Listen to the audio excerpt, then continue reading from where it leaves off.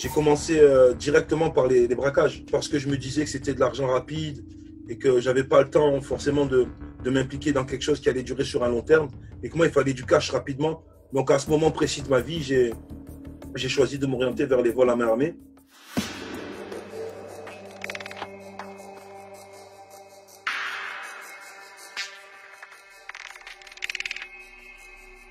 Je suis originaire de Marseille, j'ai grandi à Vitrolles exactement. C'est là où j'ai commencé à jouer au football dès le plus jeune âge. Il s'est avéré qu'à 13 ans, j'avais fini meilleur buteur du championnat et les projecteurs ont commencé à se braquer sur moi à partir de cet instant-là.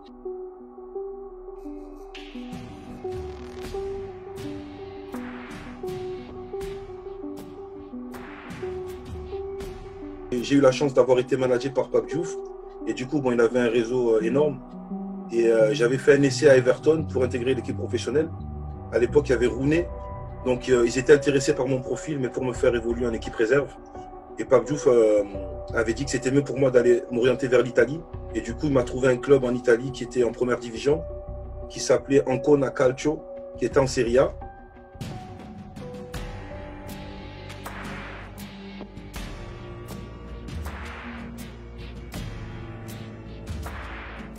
À la fin de saison, il me propose un contrat de 5 ans professionnel pour évoluer en Série B.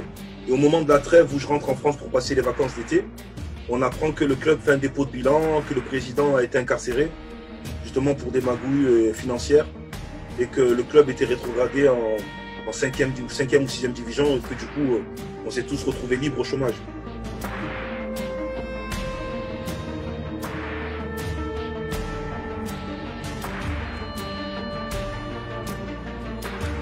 On m'a fermé des portes en disant mais qu'est-ce que tu fais gros?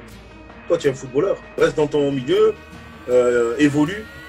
Mais lorsque j'ai exposé mes problèmes en disant les gars, vous connaissez pas ma vie. Je suis soi-disant footballeur mais je suis à la ramasse, j'ai rien financièrement, c'est pas, je peux pas continuer à vivre comme ça, à vivre à l'étranger, vivre avec des aides et des dons, je peux pas. Il faut que je récupère mon argent d'une manière ou d'une autre.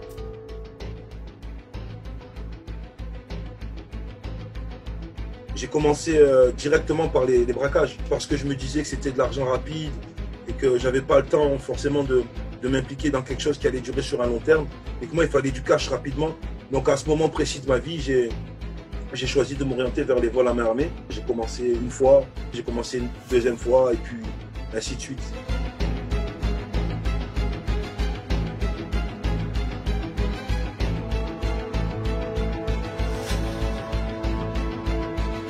Que la prison, parfois, n'arrange pas forcément les gens, surtout quand on y rentre très jeune. J'étais à 20 ans, 21 ans quand je suis rentré. J'en suis sorti, j'avais 23 ans, j'étais plus le même. Je suis passé de suiveur à leader. Et donc, bien sûr, j'ai continué à évoluer dans le milieu des bracos. Parce que cette fois-ci, non seulement je me considérais victime du fait que je n'avais pas été rémunéré en Italie, mais cette fois-ci, je me suis constitué victime du système parce que la justice m'avait incarcéré pendant autant de temps. Je suis resté 2 ans en prison, j'ai encore perdu plus d'argent, ils m'ont écarté du foot.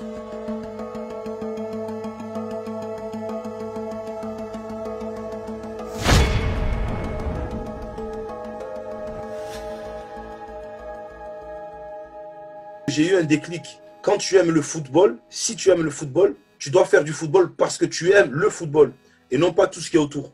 Lorsque je jouais, je marquais des buts en prison, j'étais aussi content que quand j'étais sur un terrain à l'extérieur.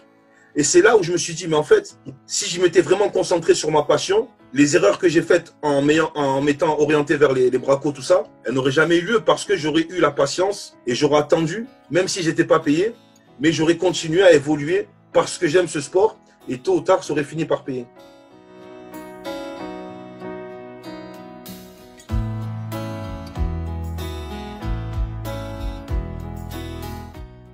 Un jour, on a eu une discussion, lui et moi. Et dans cette discussion, il s'est avéré qu'il m'a parlé à cœur ouvert en me disant, regarde, oui, j'ai fait ça, oui, j'ai fait ça. Oui, on parle de moi, oui, il y a des films, il y a tout ça, mais au final, regarde où je suis. Il me dit, j'ai passé plus de 30 ans de ma vie en prison. Mes enfants, je ne les ai pas vus grandir.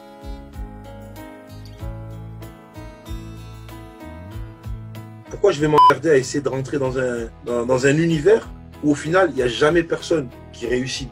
Vraiment, j'insiste là-dessus, il n'y a personne qui réussit dans le banditisme. Il n'y a personne, personne, personne. Le grand banditisme, c'est un mythe. C'est un truc qui marche que dans les films.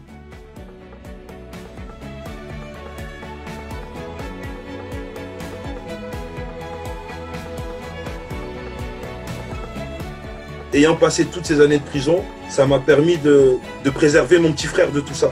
Je me dis que j'ai été un peu l'éclaireur. Derrière moi, il y a toute une génération que je vais devoir éclairer et faire en sorte qu'eux ne fassent pas les mêmes erreurs que moi, tu vois.